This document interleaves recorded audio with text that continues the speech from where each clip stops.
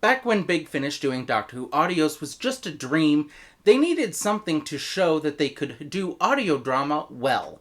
And their earlier work with the unlicensed audio visuals wouldn't do good to present to the BBC. They needed something else. They needed Bernice Summerfield. Bernice Summerfield is a companion to the Seventh Doctor, created by Paul Cornell, original to the Virgin Publishing book range, who is an archaeologist from the future. Because even in the future, there is archaeology to be done. Old planets to explore, learn their histories. To tell the story of Bernice Summerfield, we need to go back to 1989 and the cancellation of the classic era of Doctor Who. The TV stories had been adapted into books by various people, including the authors of the TV stories themselves. But by the time the show ended, almost all of them had been written. So the publishers needed to do something different in order to keep working. Virgin Publishing, whose relation with Target, who were the publishers of the novelizations I'm unsure of, were able to get a contract for original novels. And they made it to where the original authors owned the rights to any new characters they created, but any other writer within the range could use those characters. But the BBC, or anyone else, had to ask permission to use them.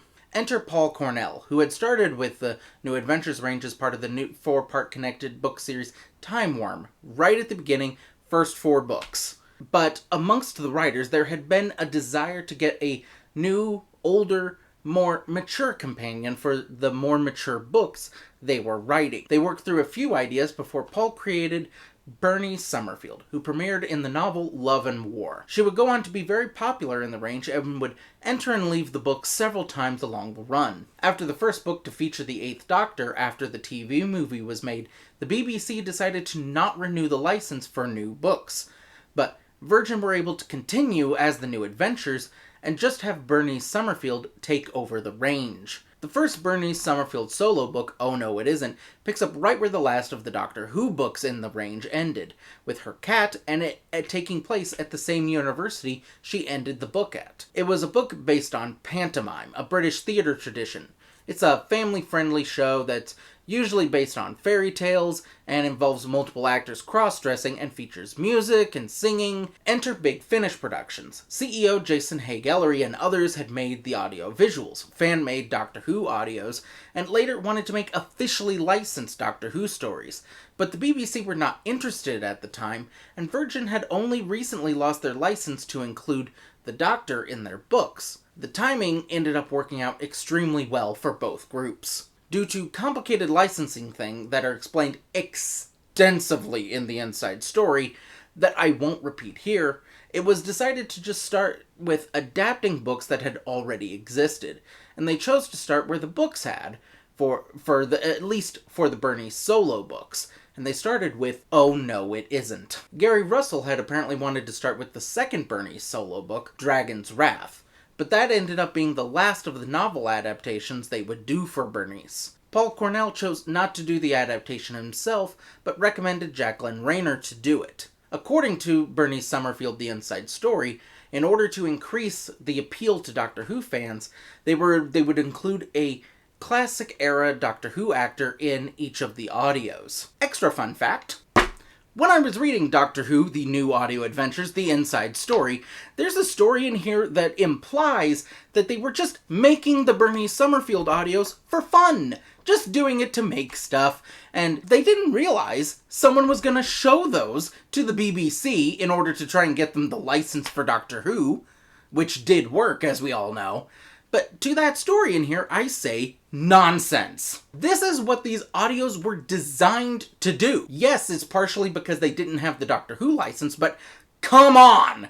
You included actors from Doctor Who in different roles in order to prove you could get those actors. But then you claim it was a surprise that the BBC heard them? Really? I normally wouldn't call something like this out.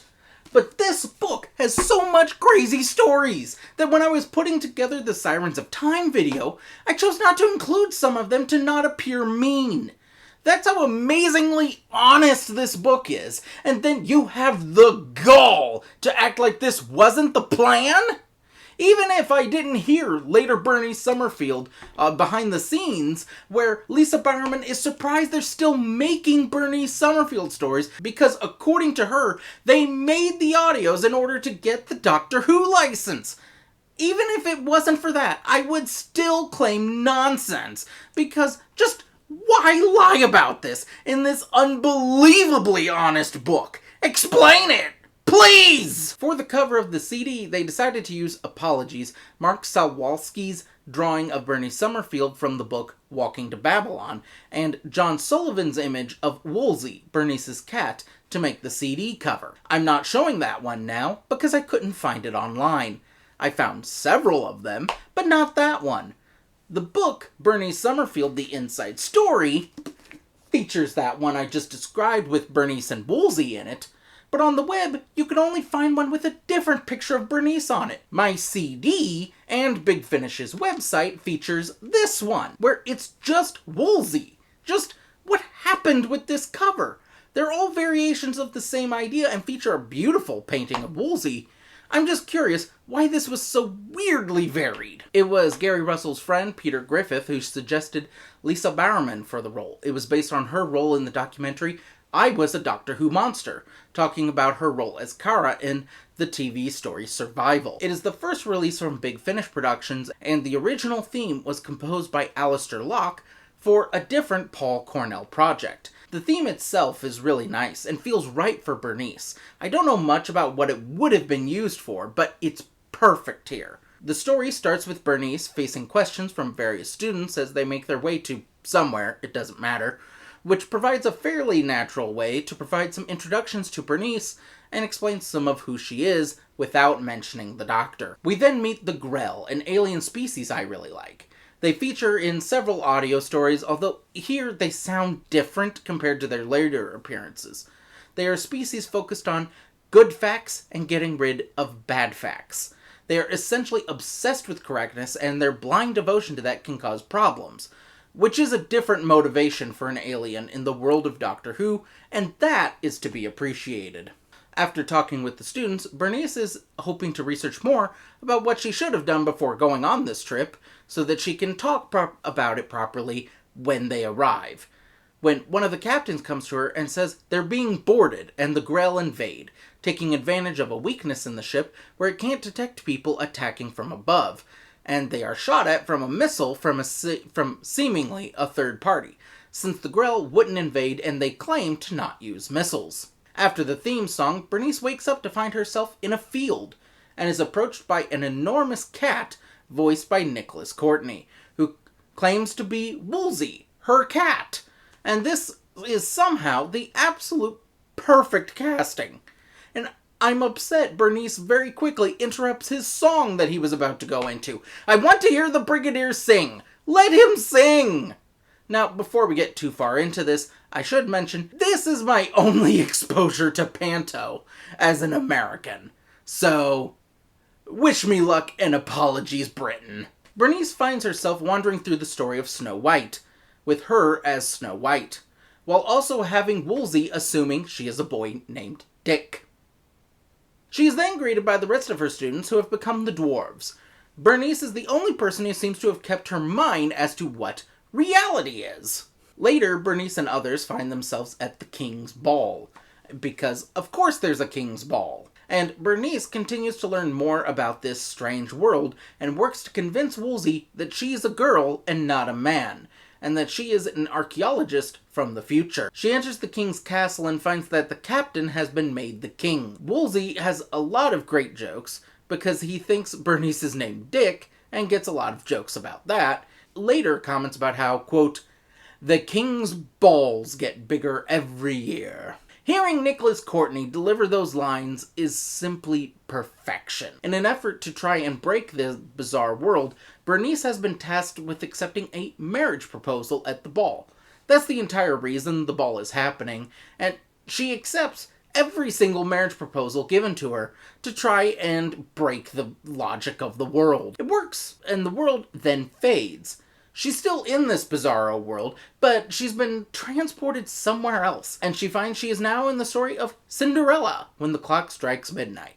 Because apparently when I read that this usually takes place of a fairy tale, they decided, let's do all of them, or at least a lot of them. This is where we transition to part 2, and unlike most Big Finish audios, this season of audios does not feature an actual part 1 and part 2 and their respective themes. This story just continues through to the end, even though the official download from Big Finish does list this as part 1 and part 2. Part 2 starts with Bernice scrubbing the floors, like Cinderella.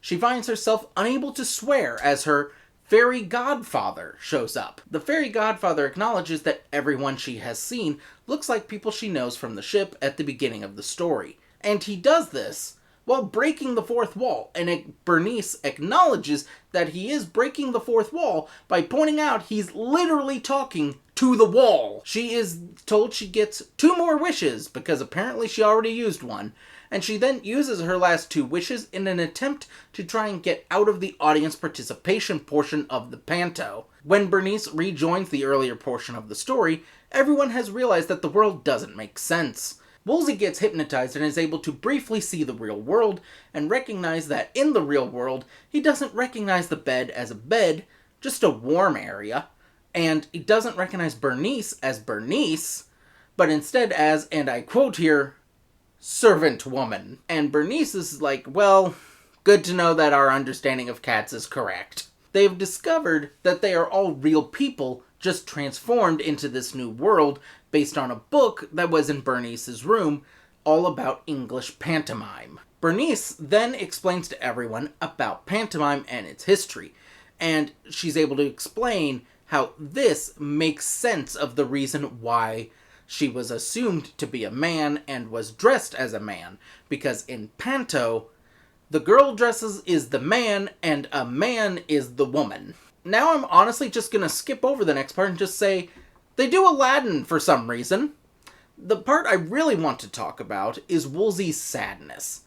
He realizes that when this is all fixed, he's going to lose his humanity that he has gained as a result of this freak accident, which is some weird crossover between the Grell and the people on the planet below firing the missile. I don't know, it doesn't matter. But Woolsey's reaction to all of this is genuinely heartbreaking. Seeing a likable character come to learn that he's not normally like this, and that if things are fixed as they need to be, he will lose his entire identity and become an unthinking thing.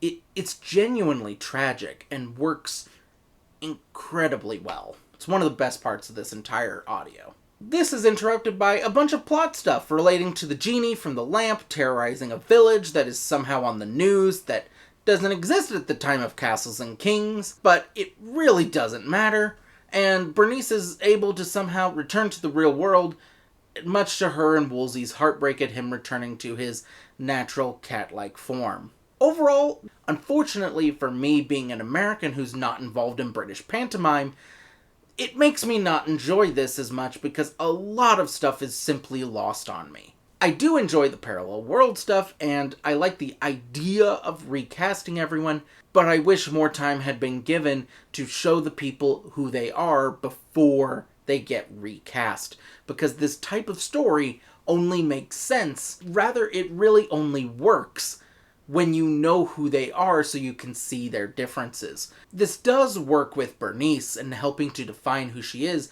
by having her rebel against what the story is trying to make her into. It doesn't work for the rest of the supporting characters because they never appear again, and if you want this type of plot to be interesting, they have to be regular recurring characters, not one-offs.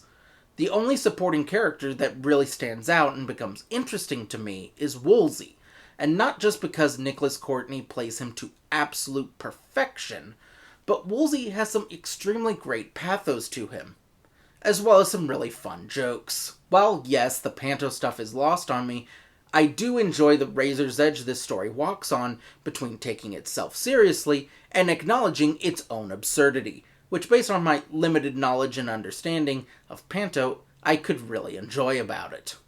But unfortunately, the fact that so much of this is lost on me makes it a story that I did not really enjoy revisiting, and probably won't revisit much in the future. But I recognize That's me putting my own Americanness on this.